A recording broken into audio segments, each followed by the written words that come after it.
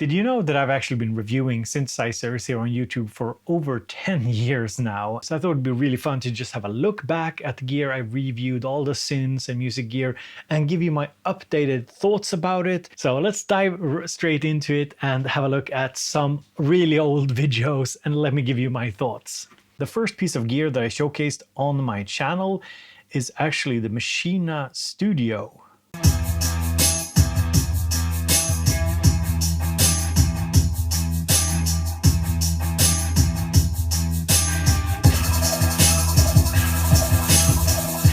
I think this beat actually slaps.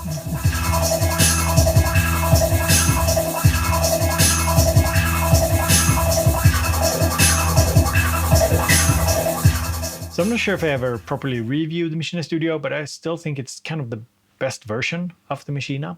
I don't know, the Maschine Studio was just this big, awesome piece of equipment that I really enjoyed using, and I sold it off, kind of regretting it in the end, but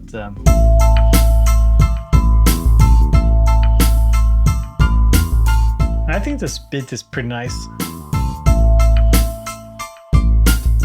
And when it comes to recommending a Maschine today, you of course need to get one of the newer models. However, I would actually kind of hold off right now because inMusic has purchased Native Instruments and we're not sure where they're taking the Maschine lineup, so I would wait and see. So Maschine Studio was sort of the first piece of hardware that I showcased on my channel, and then not long after I bought something that you will definitely recognize. This is a little preview of the Novation circuit.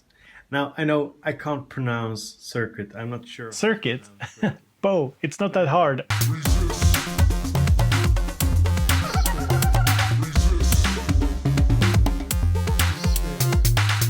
So the backstory to me shooting this awful video here using my old iPhone is that I went into a music store. I didn't have a lot of hardware. I had sold a lot of my hardware. And I remember like being really torn, you know, should I buy it? Should I not? And then I just realized, oh, I'm having so much fun with it. It's just so much fun. It brought me back to the days of using an RM1X Groovebox. And I bought it not knowing that it would set me on the path to where I am today with the channel and doing synth YouTube full time. And that's kind of wild when you think about it.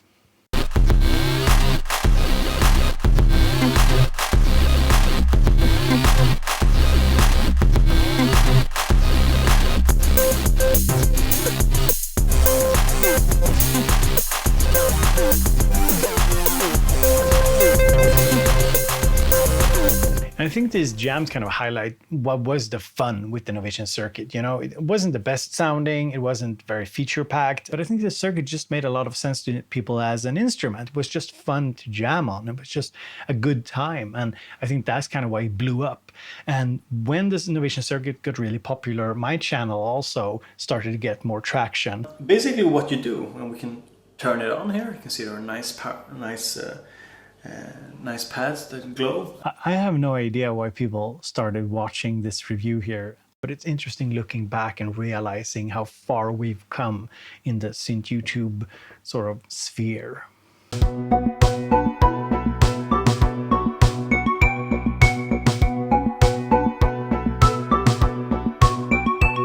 So what do I think about the original circuit today? Well, on launch, it was highly underrated. A lot of people were making fun of it, calling it a toy and so on. And it went on to be a really important piece of gear in the kind of evolution of hardware synthesizers, DAW-less jamming. But if somebody asked me, should I buy the original circuit today? I probably would say, even if you get it pretty cheaply used, I would say, probably look at the Novation circuit tracks, because with the circuit tracks, they took a lot of the updates to the original circuit and just made a better hardware that just made a lot more sense. Now, after getting hooked on synths with the Novation circuit, I bought an original mini-Logue.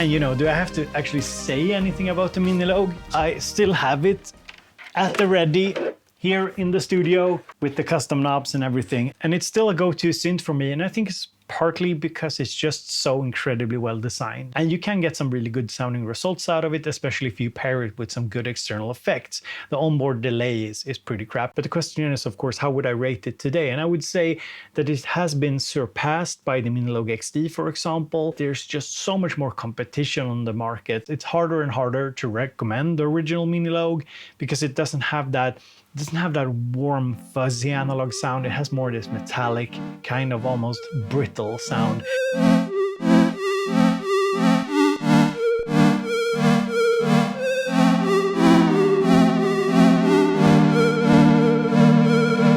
So I would say that when it came out, it was really highly regarded for quite some time, and then kind of it fell off as other analog synths came out. So it's no longer a go-to recommendation for me because the Minilogue XD is just so much better.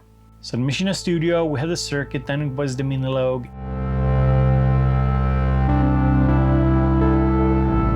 And then I actually bought a Volca keys.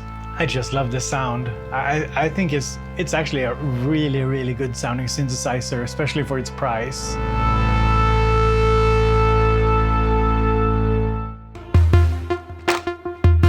This is a nice little tabletop setup here. We got the Novation circuit, we got the Volca keys, Hall of Fame reverb. We have this app on the iPhone, which I use to control the circuit, and then have a Zoom recorder, like a super basic one.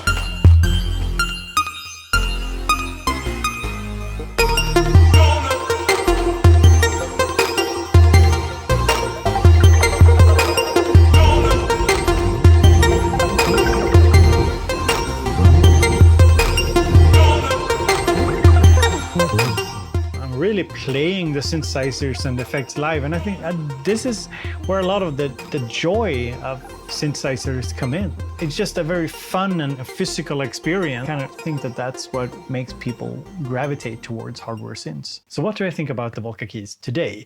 Well, I actually don't have one in my studio, and it's on the list of synths that I regret selling. And I think the reason that I miss it is just that it's a good sounding synth. It's not the most feature-packed synth, but it doesn't have to be, because yeah, it has a character of its own, and I quite like it. Now, after getting my feet wet in the synthesizer world, I was ready to take a big plunge, and I actually went out and bought what I think is probably my worst purchasing decision.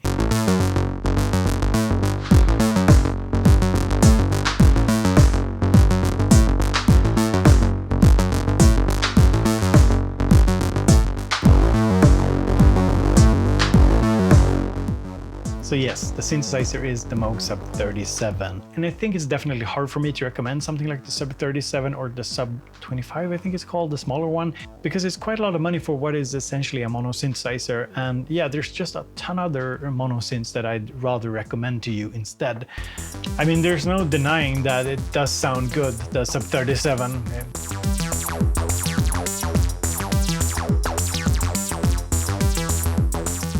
And the funny thing is, I still have the synthesizer because I'm thinking that it might be a synth that I'll, in a couple of years, will bring out again in the studio. Essentially, I bought it too early. I wasn't ready for it. After spending too much money on an analog synthesizer, I needed to cool off a bit. So I got the opposite, the totally opposite.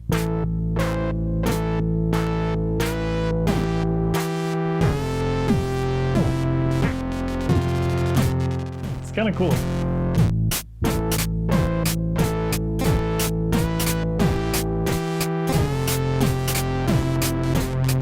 Talk about a minimalist setup.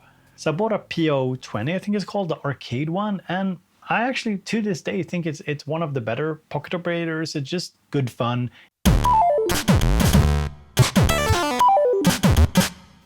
This one is actually quite good. It's one of my beats or songs that I made on a pocket operator that I'm quite happy with.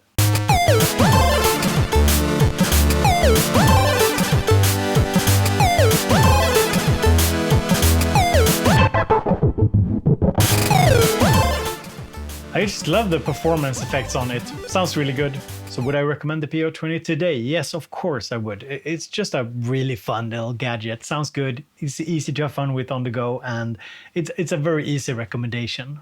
And let's see how I pronounce BoBeats in this pocket operator review. Hello and welcome to BoBeats. So in today's video I just wanted to talk with you about a little tool that I think is super interesting. A little tool. Now let's move on to the next tiny piece of gear that I reviewed, and that is the Monotron delay. Let's see how I pronounce BoBeats this time. Hello and welcome to BoBeats. Okay, that's a pretty nice pronunciation, but what's up with the super up close camera?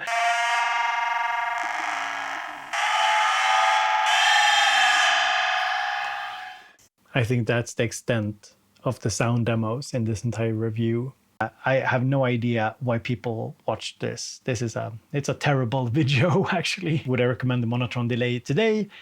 Not really. Well, if you find it used for almost nothing, then yes. But otherwise, no. I'm not even sure. Can you buy it? I think you can buy it in stores. But I wouldn't recommend it simply because there are so many other fun little gadgets out today that you could be buying instead. Back when this was released, there wasn't a lot like this out there. It was a much smaller market. So I've been recording now for over an hour, and I'm realizing that, yeah, there has to be a part 2 and 3 and 4 maybe in order to cover all the gear that I've previously reviewed. So I hope you're up for that. And if you are, leave a comment down below and give a thumbs up on the video. But let's check out one more synth. And this synth is very important because it was basically the gateway into a whole new world. An ecosystem that I would stay in for several years.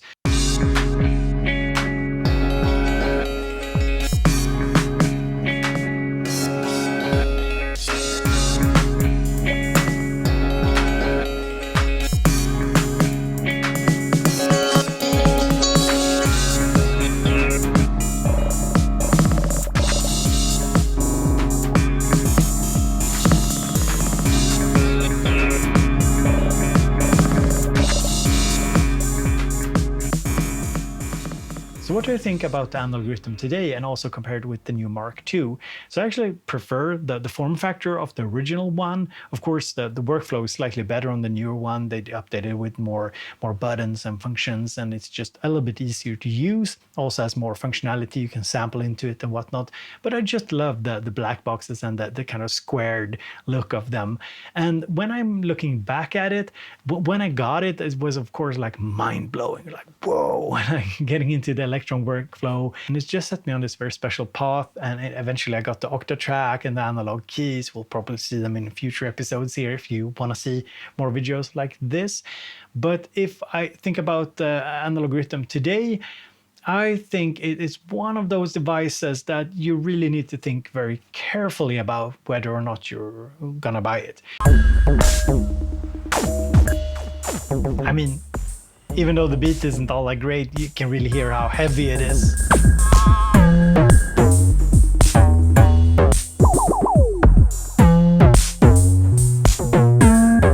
Because it has a ton of functionality. It's one of the deepest and also I think one of the best sounding drum machines if you spend time really learning it. But it's quite complicated to use compared to some other drum machines. If you look at something like the Erica Synths Percons, for example, this is much more immediate. And if you want something more experimental, we have the Pulsar 23 that will probably come up in a future episode as well. One of my favorite drum machines ever, actually.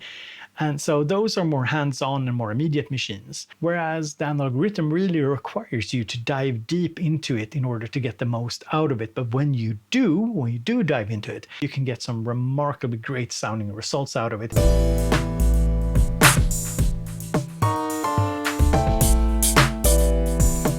Ooh, yeah. Ooh, we got a little lead coming in there. Nice. And the camera work is starting to look decent.